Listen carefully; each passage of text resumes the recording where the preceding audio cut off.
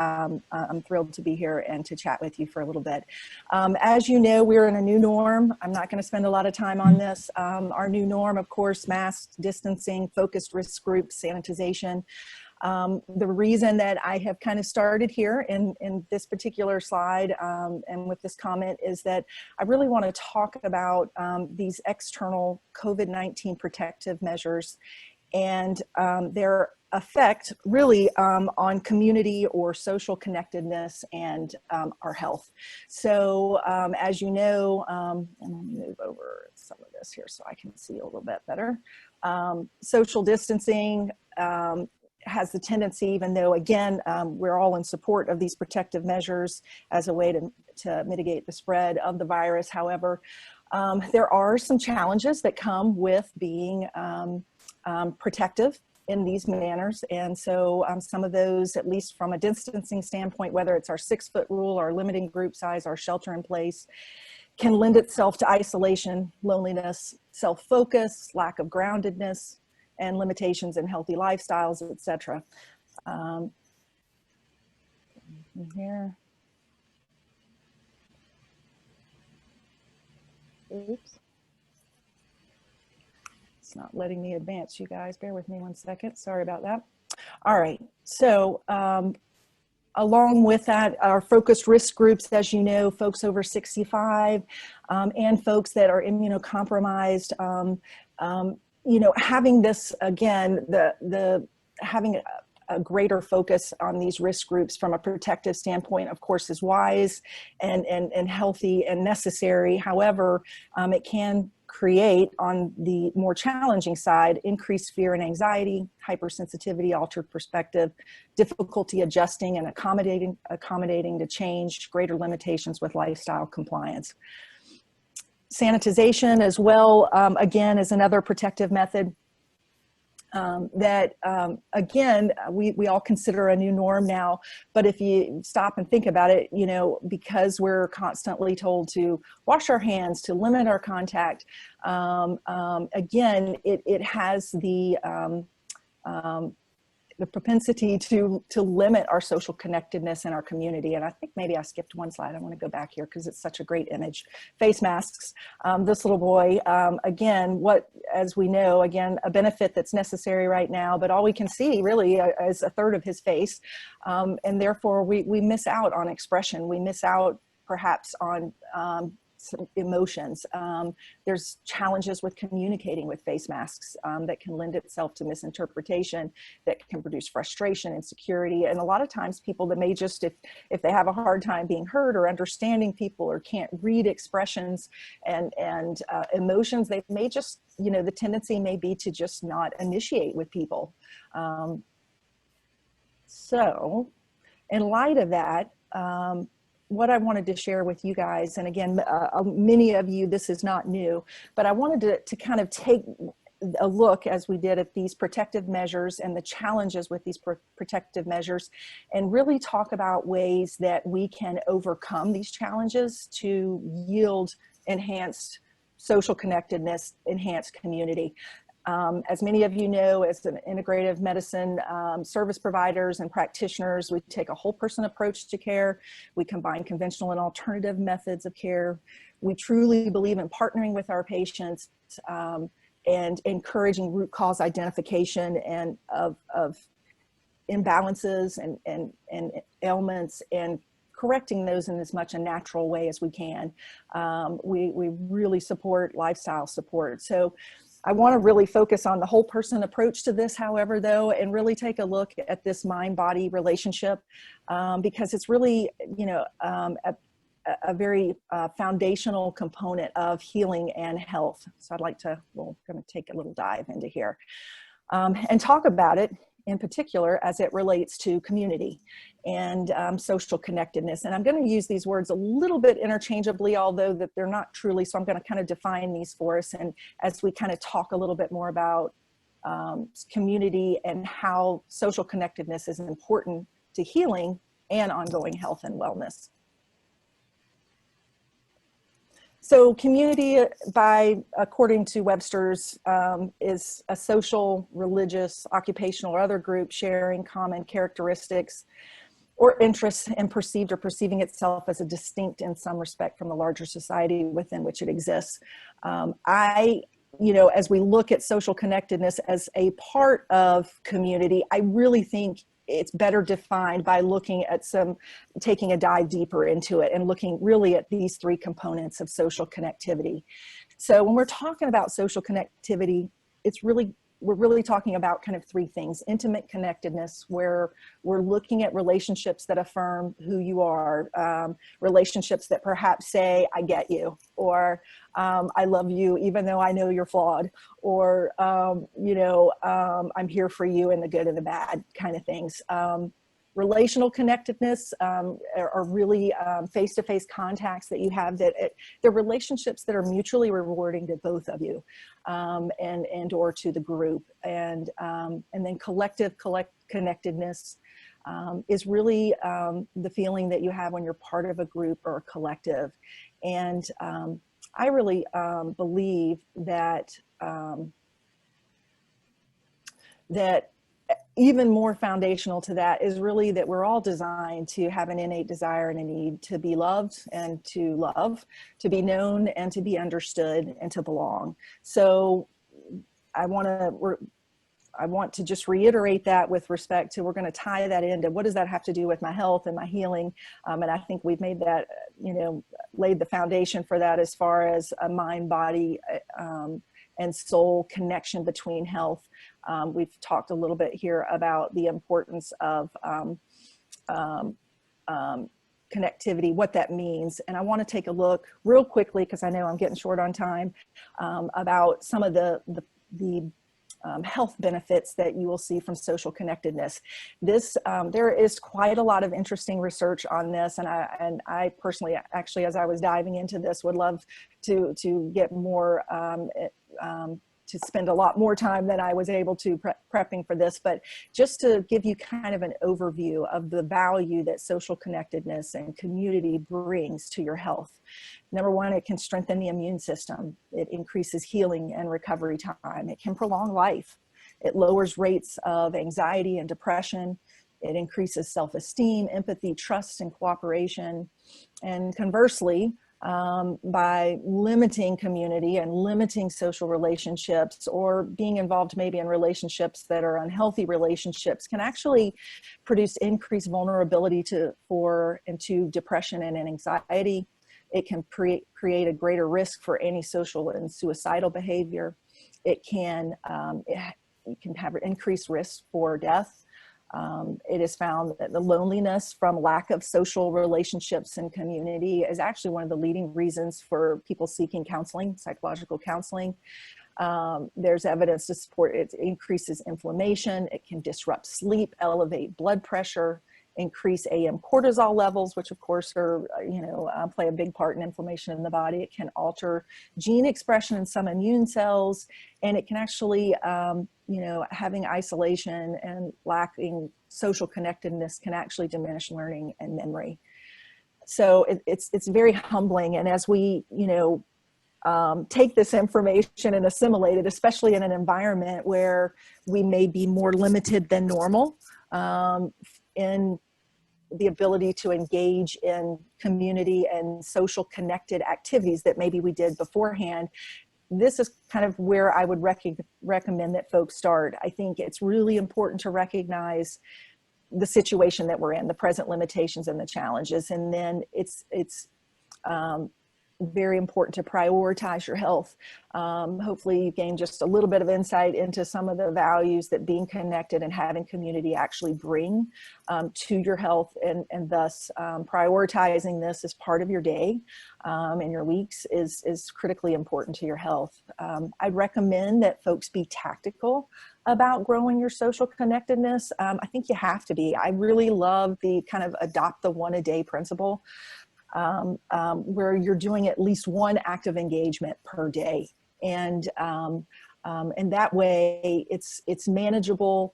And it's, you have good recall knowing each day I'm going to take at least one step into being socially connected in some way. I would recommend for you folks that are listening that you share this need and these goals with your community. So maybe it's your family, maybe you reach out to someone in particular that can be a support person for you, but it's good to express that you have maybe are taking on this challenge to do a 1 a day connecting, and ask for support. Also realize that you're not alone. I have 3 daughters, one that's a senior in high school, one that's in her 2nd year of college now, and another that's just out into the work world. And I tell them all the time when they're struggling with what this new normal is and not having the same experiences that they'd hoped for their senior year in high school or their freshman year in college, you know, is that you're not alone. So they're, you know, we're all walking in this together. There are a lot of resources. There are a lot of folks here on this panel and through these great organizations that can help you. I'm happy for you to reach out to me as well.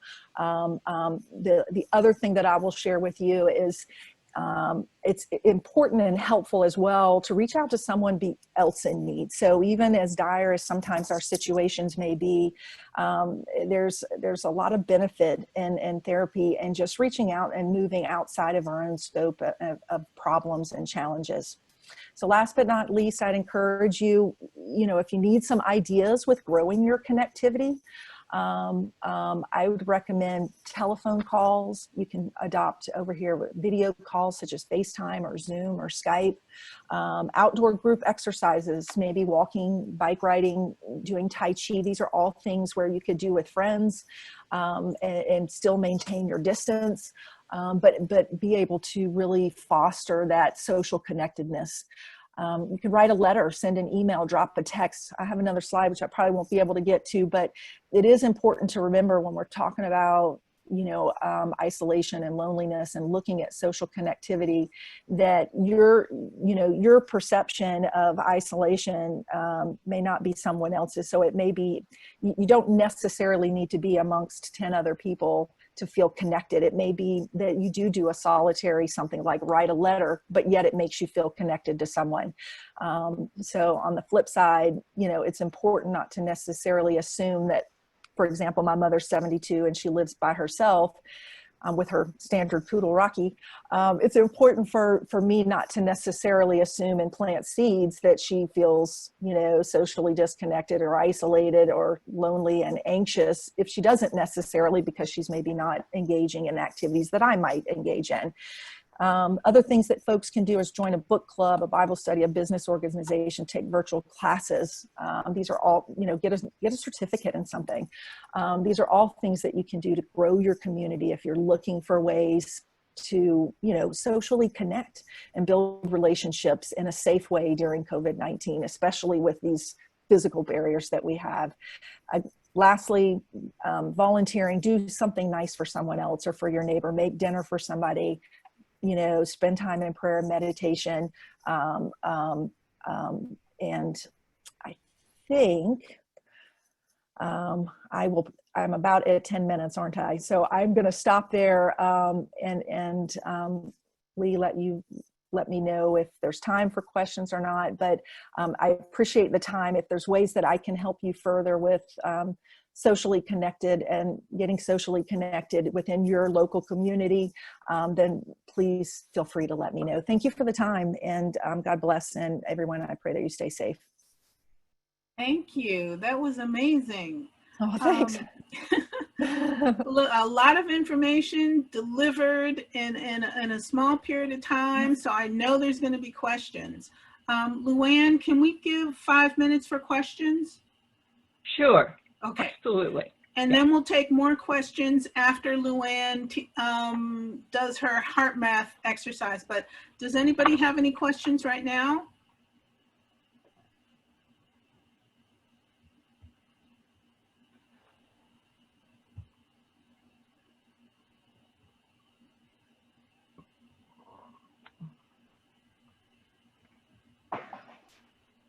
So I know everyone's going to want to know if the slides are going to be available, so we can send those out to you afterwards while you're thinking of questions.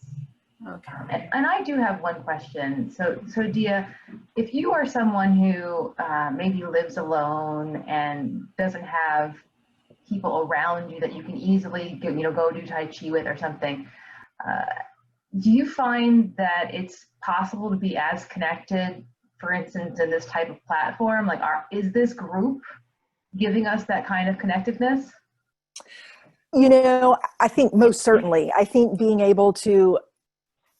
adaptable. I think the challenge is because we're having to adapt to a very digital technology age to kind of bridge some of these gaps that we normally didn't necessarily have to bridge. I think that there are certain skill sets of certain age groups that are more adept at being able to do that. While as long as I think the technology portion of that is manageable, I think there are great ways to connect. As I mentioned just very briefly, you know, it doesn't necessarily have to be in person, and you know, these things that we're doing, it doesn't necessarily have to be with a group, it doesn't necessarily have to be face to face, but I hope that answered your question, Dr. Frame. Yes, absolutely. I know I, for one, feel like we are forming a little community here with these weekly sessions. Yeah. Everybody else feels that way too. I love the platform. I think it's super helpful. And I think as, you know, many ways that we can connect and encourage people to connect.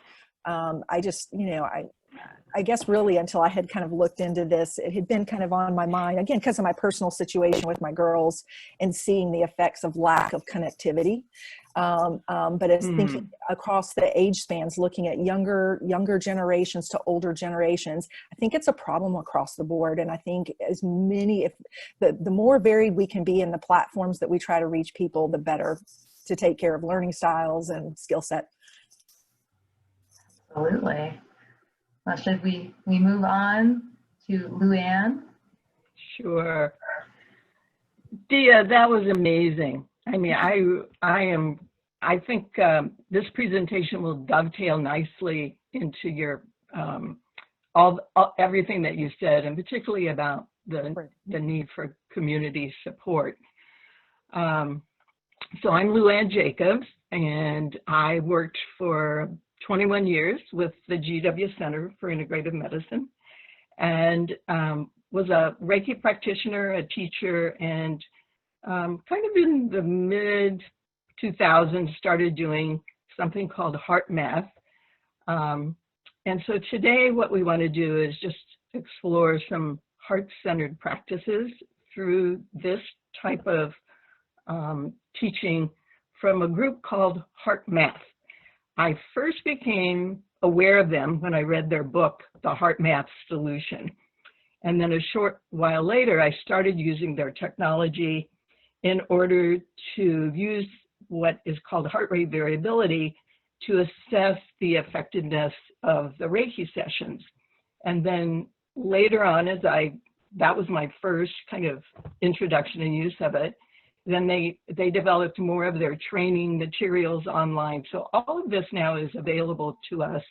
And we're not going to do the technology today, but I just said to Janet that maybe we'll do a second session, and with Dr. Kogan, who is a HeartMath trainer, that he and I could do a session together where we're demonstrating the technology. It's really easy to use, and they have a lot of guided sessions available through your phone or through your computer, if you wish. I also want to dedicate today to Jacob Blake and his family and the people of Kenosha, Wisconsin, to all Black Lives Matter, and also to the HeartMath group who are in the midst of the fires in California and have had to shut down their offices. So one of the things about gathering in this format is that we can use our collective energy. Whatever we do together, we can send out the benefit of that to our friends, to our family, and even to anyone in the world who needs this. So that really ties into what Dea was saying about community. We are a community here. I came to the very first one of these, and I've been a pretty religious attender ever since, because it does give a sense of community and that we're all working on something together. I have 3 words today for us to live by: heart, hope, and health. So heart-brain intelligence is about the energetic heart. It's the voice in the heart, that authentic voice, which is about love, appreciation, care, patience, compassion, honor, and kindness. When we engage in practices that elicit these qualities of feelings and emotions, the heart sends signals to the brain and changes the brain's wave patterns to become one of balance and harmony. We know this as the autonomic nervous system with sympathetic and parasympathetic and how they come into balance. The group HeartMath began this kind of focus and teaching about 29 years ago. And they have many training materials, as I said, easily accessed from their online resource center. And I don't have a PowerPoint today, but I do have a couple of handouts, and those will be made available after the session. There's even a track, if you would like to become a HeartMath trainer, there's a path for doing that. More and more of us share that we are feeling an intuitive nudge to add more heart warmth and deeper connection, not only within ourselves, but to connect with others. And at the speed of life today and in our current separation, we need this deeper connection. Lack of a connection increases our vulnerability to stress and malfunctioning. And learning to address life from this heart center can help increase the heart care connection in our interactions and can help especially reduce and prevent much of the stress. Practicing heart connection is not intended to instantly dissolve all of our challenges on the spot, yet it creates an extra time window, allowing deeper discernment for confident choices, conscious choices that can help prevent and resolve many unnecessary challenges and unwanted predicaments. The heart connection helps us attune our mental and emotional natures to the most reasonable and effective way for responding to each situation that life brings us, whether they are challenging or just normal or even creative. Operating with heart connection does not suggest that we move through the day at the speed of a snail, nor is it a sleepy time relaxation state. It's just about slowing down the mechanical, mental, and emotional reactions that we often regret at the end of the day, the ones that cause avoidable mistakes, compromise friendships, create excessive internal drama. These examples and others can drain much more of our energy than actually a hard day's work, and then follow us to sleep to compromise our rest. Such experiences don't happen because we are bad or inept. They're just highly predictable outcomes when our mind and emotions rush through the day without connection to the heart's guidance and the practical facilitation that it brings. Practicing heart connection increases our conscious memory to include our heart as our mind and emotions navigate through our daily choices and feelings that decide the quality and direction of our life. Heart connection is like a quiet doorway into our presence, while also being a simple reflection of our instinctive common sense. We're going to do 5 HeartMath and heart connection practices, and they are to be used in a very wakeful state when you're experiencing stress, or for the general maintenance and balance and resilience in our mental and emotional system.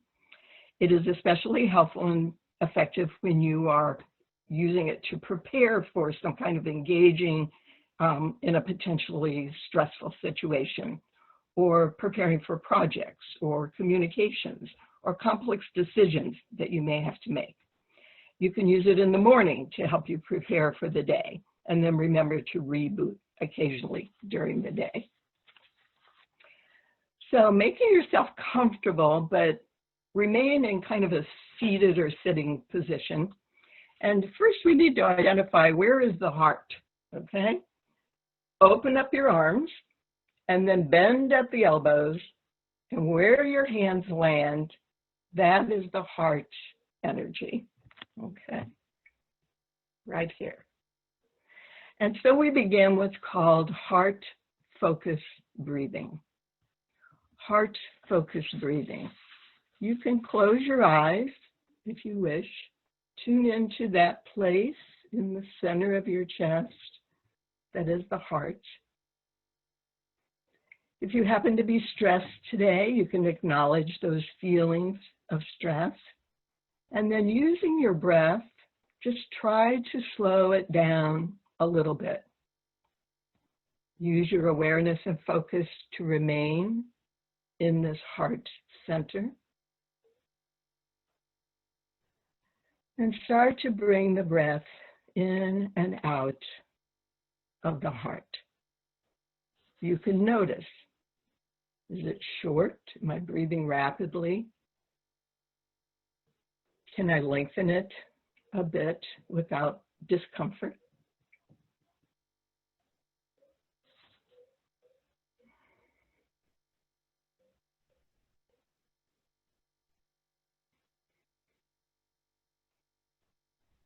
There is no right or wrong. And then just start to notice what happens in your body by just focusing in on this heart. Do your shoulders relax? Does something shift in your level of tension or your level of stress? So that's our first step. We just start with dropping into the heart. You can do this at your desk, at work. You can do this anywhere in your home, or if you're out walking and you need to take a moment, just keep walking and drop into the heart. The second step is called quick coherence. So we start with the heart focus, and then we do a second thing, which is to develop a regenerative feeling.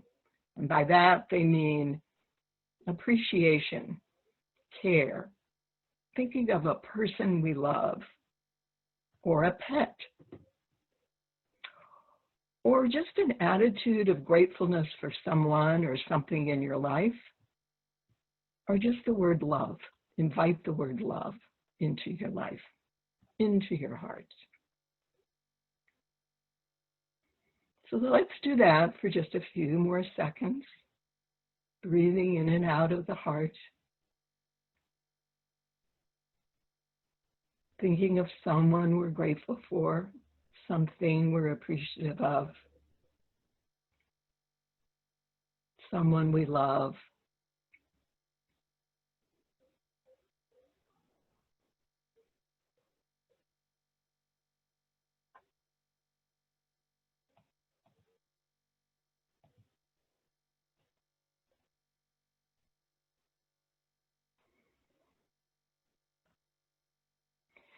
Because it's when we get quiet like this that we can really tune into what's really bothering us or what's underneath our surface agitation or our surface feeling of being stressed.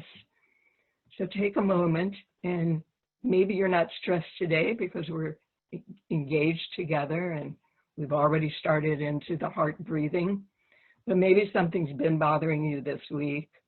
Maybe there's always this undercurrent of when will this end? And so tune into what it's feeling like. And if you can, give it a name.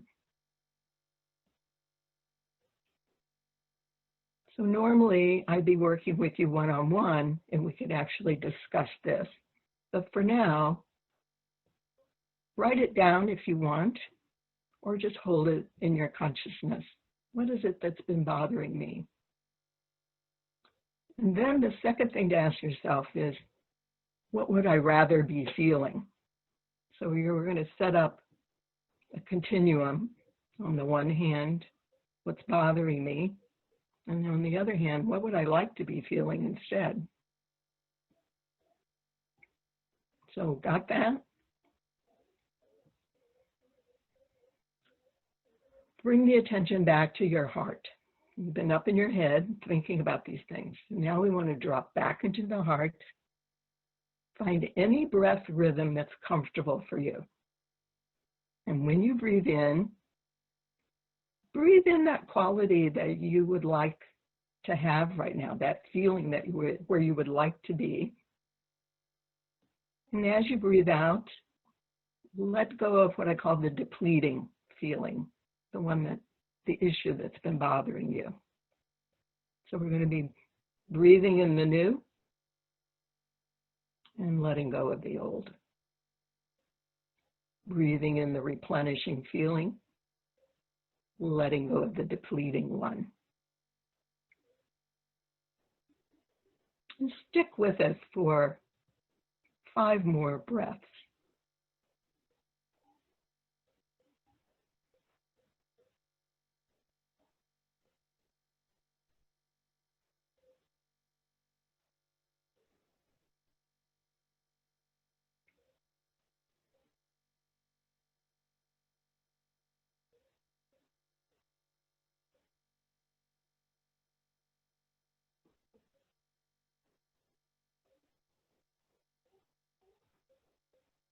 I breathe really slowly, so I'm going to stop at 3 for me. Stay with this, and if you feel yourself shifting, notice what that has done for you. Do you feel a little calmer? Do you feel lighter? Make a note of that.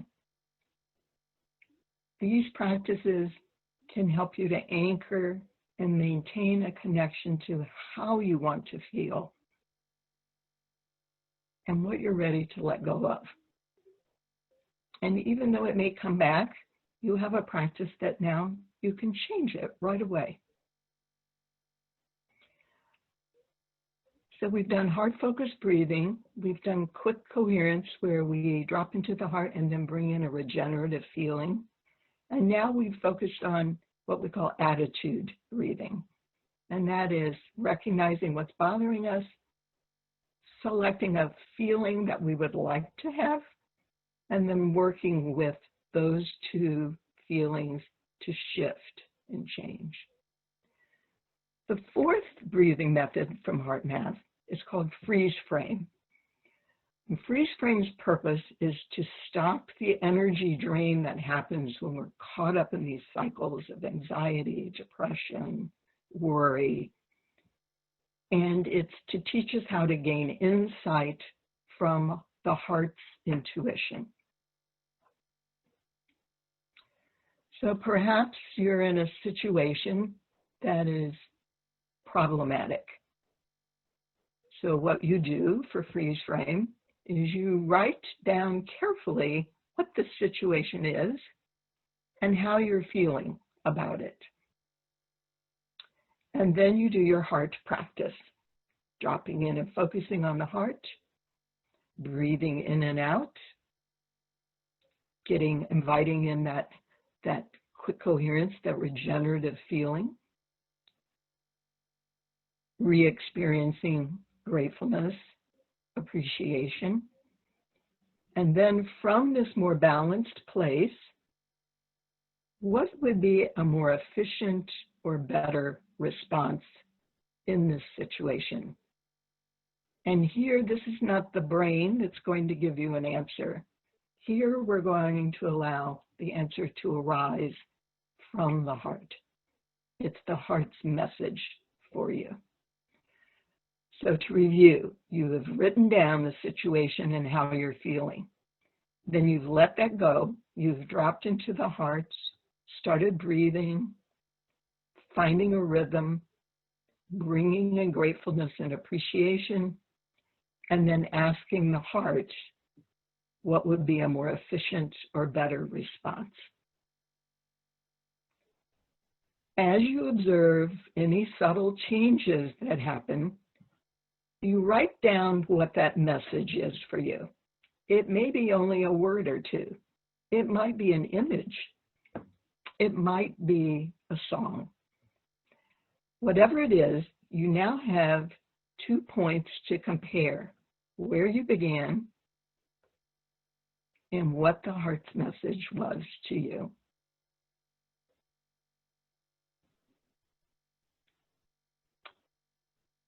Our fifth HeartMath breathing focus is called Heart Lock-In. So once we know how to enter into the heart energy and charge our own energy battery, we can start to send this out to our immediate environment. This practice of helping yourself to shift and change emotional resilience is something that can affect immediately who's around you and into the wider world. We start to appreciate more about how we're all in this together and how we are really more connected. We can realize how we can make a compassionate contribution to the world. When COVID hit, I had moved and relocated and connected to a new community to work with here in Astoria. I was volunteering at a local hospital. I was working with cancer patients, cardiac patients. I was starting to teach again. COVID hit and all of that ended. But thanks to these platforms, I now have a practice again. I am able to reach out to people over Zoom, over Facebook, and do amazing healing sessions with people. So when we can realize this community connection, it enlarges our life. It gives us that connection that we are so in need of right now. So really thanks to HeartMath for having recognized this before. And they've actually, in one of the, there's a 90-minute video that you can experience that will go over all of these techniques again and also demonstrate them in real time with the HeartMath technology. And at the end, they do a community practice, and they're all hooked up to a lighted sculpture. And when everybody is in coherence, the lights of the sculpture are just amazing. So it's both entertaining, but also very, very instructional. So those are the basic tenets of HeartMath. And as you can see, you can practice them without the technology, but you can also use the technology to see in real time how the heart and brain are working together. The wave shifts from one of being very irregular and erratic into smooth and consistent. Like I said, I think we'll try to do a second session sometime where we can really just focus on the technology. But to end today, I want us to do a guided breathing meditation. I want to share this with you. This is from one of my teachers, Robert Ohato. This was a meditation he's done with our group. This will take about 8 minutes, and I'd like for you to get even more comfortable now, if you can. If you can lie down, that would be great. Or if you could just close your eyes and put yourself in a more comfortable position. So we've been listening and learning. So let's turn our attention now to slowing your system down. Feel where you are in time and space as we bring our awareness to our breath. Watch it. Notice it. Allow the breath to begin that relaxation of your body and mind. Notice any tightness. Where are you holding on? Start to settle in over the next few breaths. Consciously try to deepen the breath.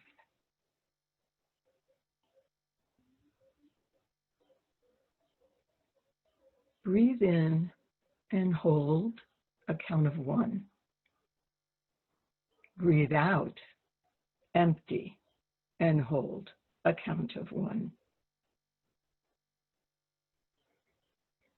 Stay with that pacing and see if you can slow down even more.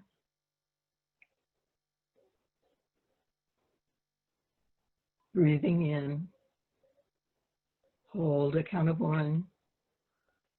Breathing out, hold a count of 1.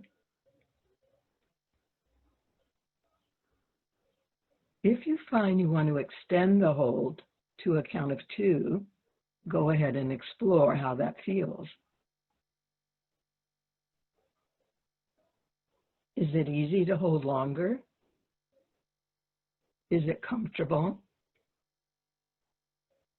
Really pay attention to how it feels and find the pace that suits you. Breathe in and hold. Breathe out and hold. Find the pace that suits you.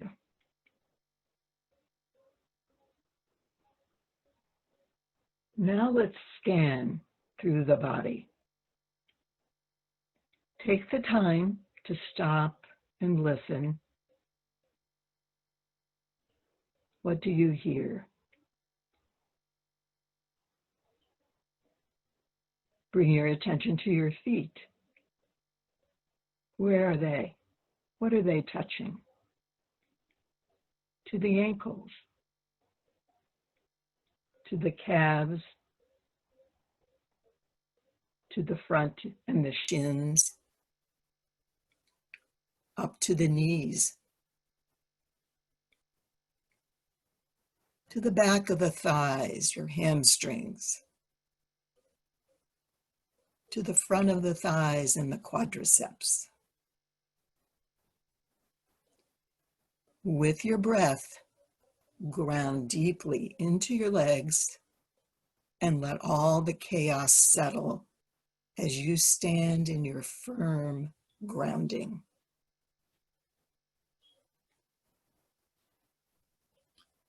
Breathe into the low belly and the low back.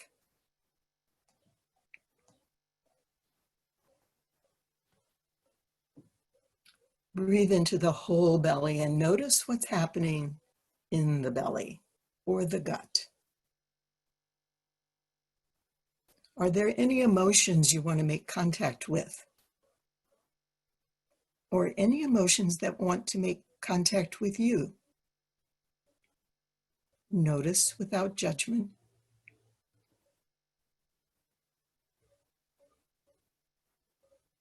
Bringing your awareness now into the heart, into the shoulders, down the arms. Breathe into this core place of power. What does heart want to say to you? Does heart have a connection to the upper belly? Check in there. Any messages?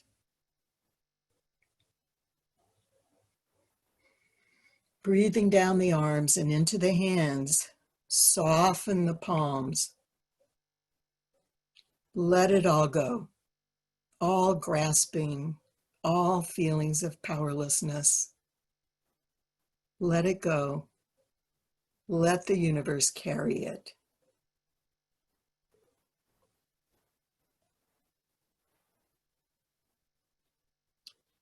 Now to the throat, where your voice resides to tell yourself the truth. Where is the power with your voice? Do you need to forgive yourself or someone else? Can you offer yourself loving kindness? Do you know how amazing you are, how valued you are, how loved? There are no right or wrong choices, only true ones for you.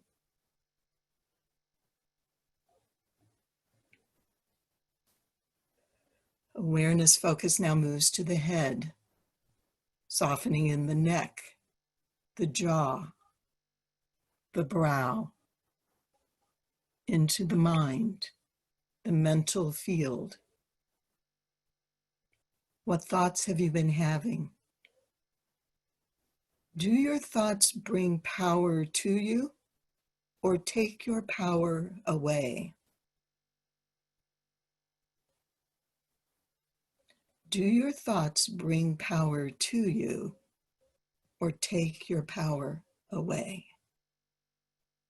What is true and what isn't? You are more valued, more loved than you could know or perceive. How does that feel?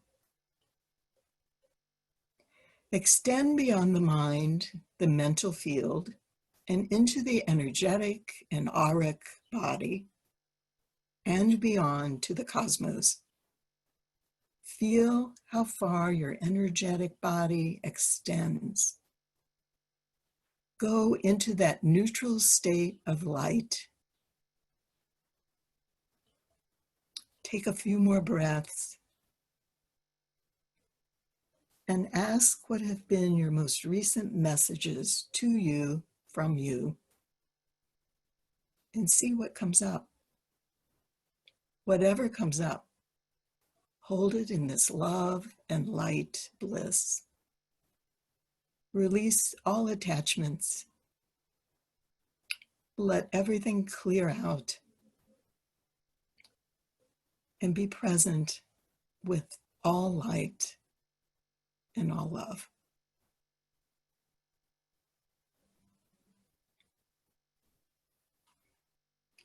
From my heart to all of you, peace and thanks.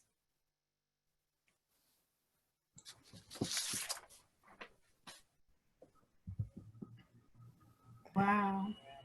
Thank you so much for doing that, Luann. Thank you guys for sharing with me. We'll definitely reschedule another one because that was, I don't know, how would somebody else describe it? Please. It's good.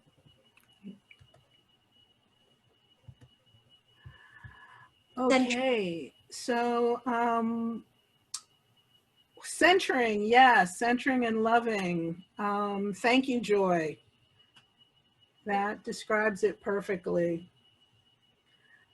So one of the things you all may have noticed is you all are getting an exclusive listen to a HeartMath episode of the GW Integrative Medicine podcast.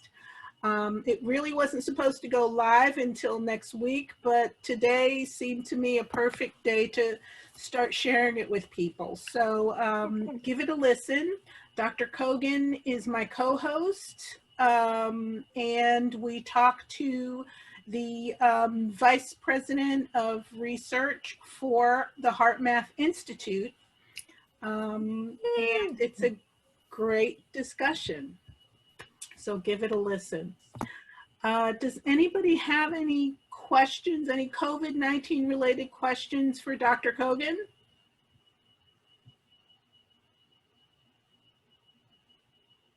You can put it in the chat if you wish. I do have a quick update since it was this week. So Okay. somebody, if you guys want to just type up the questions. So you probably all heard that there's an actual true second reinfection. So a person in Hong Kong had two separate infections. They're genetically different viruses. So they were confirmed to have a different genetic code, meaning that indeed that specific person, the antibodies did not hold and the person got infected approximately 8 weeks later after first confirmed case. So I think this has a very important ramifications going forward. I think the number one concern is that the vaccine is unfortunately not going to be as effective, likely, just as what Dr. Fauci said a couple of weeks ago, that unfortunately it will have some efficacy, but it probably will not be as efficacious as we were hoped due to that fact. The other important ramification is that even if you've gotten sick, no matter how severely sick you were, you're going to have to maintain standard precautions after you recover, just like everybody else. So you're not going to be 100% protected. And in fact, unfortunately, we don't really even know what is the time frame after first infection when someone carries the antibodies at the level that they are protective. So it just causes a spin of pretty significant proportions. So that's my update for the week. And I see there's a couple of questions. So Miriam asking a great question. Autoimmune disorders and COVID, what to expect? So this has been around in discussion lists and medical conversations for quite a while. I think the medical position here is this, that it seems like that unless the patient is extremely immune suppressed, the risks are not necessarily all that greatly different from any other chronic diseases. And so that's how you want to take it. So you don't want to discontinue immune suppressants if you're on them. In fact, they're probably going to make the disease milder if you do get infected. And other than that, I don't think there's any sort of a clear additional guidelines. I don't think that having someone having autoimmune disorder is going to dramatically shift the management per se. And I think I don't know if I'm addressing Miriam. If you have more specific question, do you want to just unmute yourself, or is this good enough answer? Okay. Thank you, Dr. Kogan. Thank you kindly. I do not know exactly. I know that it has to do with TPO in a high range over 900. And I don't know exactly anything else. TSH. That alone probably wouldn't concern me whatsoever. All right. Okay. I am glad I asked. Bless you. Thank you. Yeah, because that's just a marker of specific thyroid antibody that's elevated. It may mean that there is some pro-inflammatory process going on, but if there's no other features of it, I don't necessarily would be too worried about that. I think you should treat it. I don't think you should ignore it, but no. I wouldn't be too worried about that specifically. Thank you so much. Bless you. Sure. Do you need to wear masks outside if you're 6 feet apart? Okay, so that's a great question. It comes up all the time, right? So I'll give you two answers. So I'll give you the answer that I'm supposed to give you, which is yes. And I think it's a yes in pretty much every state now, at least in our tri-state area, from legal perspective. Now, from the practical perspective, it doesn't make any sense. If there is no one around you and you're outside in the great outdoors and no one's coming to you, what's the point from practical perspective, right? I think the point is simple. You may not anticipate somebody coming close in contact with you. I deal with this while running all the time. I would be on a trail in the forest, turn the corner, and there they have it. They were quiet and I didn't see them, and there's like a whole party of them, right? Without masks. It's always fun. So I got used to having the surgical mask when I run that's on my neck that I can quickly pop up. Is it best? No, but that's what I do. So have the mask around, no one around, put it back on the neck. Otherwise, put it back up. There's a lot of other questions. So. Well, what if you're talking to somebody, you're outside visiting with them, you're 6 feet apart, and you're having a visit for an hour or more? Should you? Yeah, that's not good enough. Yeah, that's not good enough because remember, 6 feet is an approximation. If you're outside with them, I'd make it double.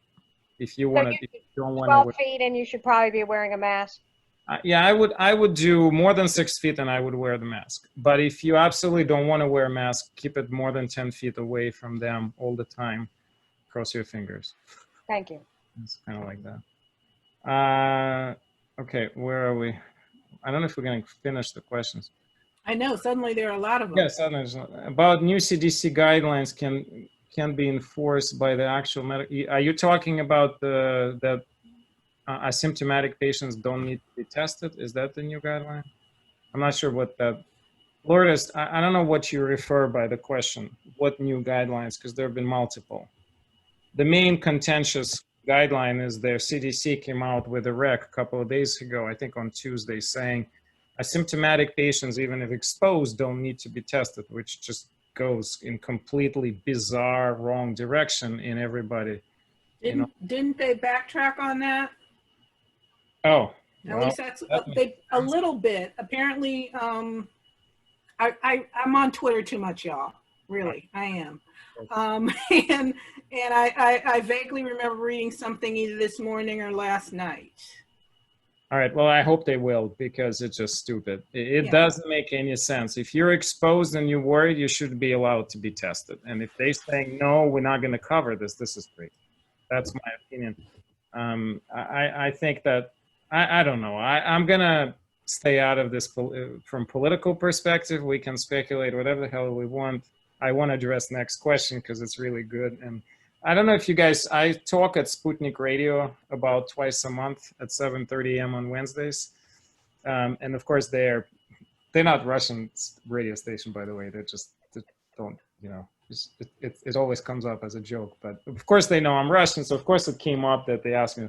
So I'll tell you what's going on about Russian vaccine. There is vaccine. I think the chances it is effective is probably better than I'll ever be a president of this country. I think it's probably marginally effective vaccine. It's all power farce. That's what this is. Putin wants to be shown in the world's arena as they have the vaccine first. The vaccine has been their phase 2 trial, and we have Lee Frame here, who's of course knows what that entitles. The phase 3 trial they ran in 3 weeks. So I will tell you that it's not just impossible, it's so crazy, funny, stupid.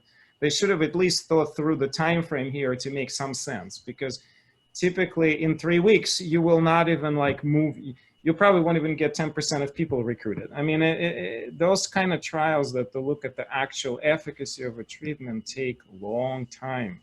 So I'll stop at that with Russian vaccine. We're gonna see a lot of, in my Russian friend circle, there are already jokes that they've killed already some people. I don't know if they're true or jokes, but they're like, there's a joke going around that Putin administered vaccine to his own daughter and she died. I'm sure it's a joke, but it's been unfortunately taken very sadly by community. And also keep in mind, people, Putin didn't take the vaccine, apparently. Apparently he had his daughter do it. Right. If you're confident in something, you'll do it yourself. Moving on to the next question. Yeah. All right. Quick question. What's lovely bay behind me? That's last year's, 2 years ago, vacation in Greece. That's not right now. It's that the reinfection individual, I thought that the reinfected individual didn't have symptoms the second time. Is that true? Yes, well, there were very mild symptoms. So they're thinking that there was some partial protection, okay? But the concern does not even have to do with that. The concern is that the infected person got it. That means that the virus can indeed enter and bypass all the immune guards. So that's what it is. Well, it's 3:03, so I know people may have other places to be, but it's been a delight. Thank you again, Luann.